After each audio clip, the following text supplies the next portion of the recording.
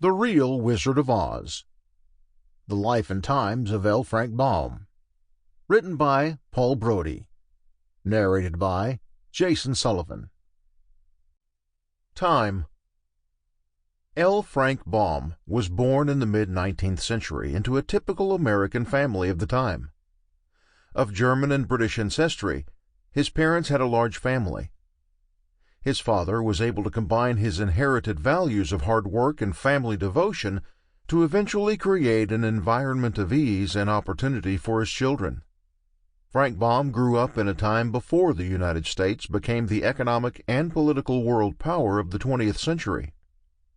Great Britain was at its height, the industrial powerhouse of the world and controlling a massive empire abroad.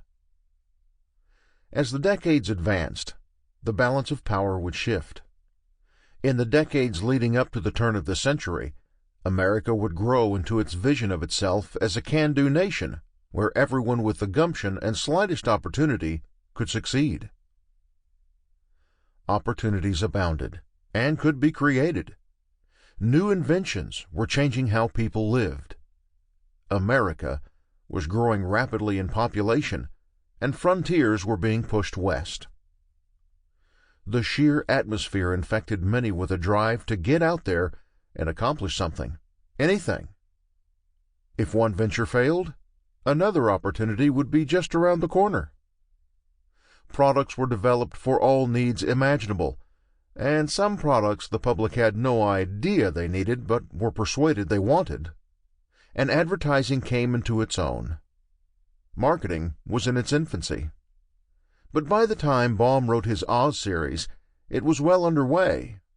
And like many other lucky creators, if one's product caught the public's imagination, one could do remarkably well. Frank Baum was blessed with having a head start.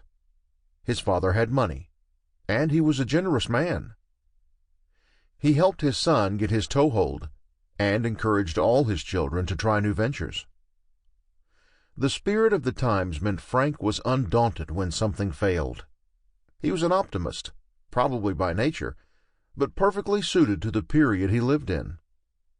He never worried for long that he might fail, and he did fail several times.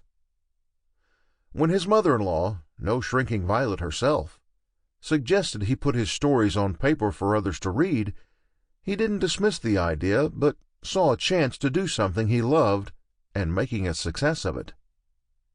Writing children's stories. Before the turn of the century. Sample complete. Ready to continue?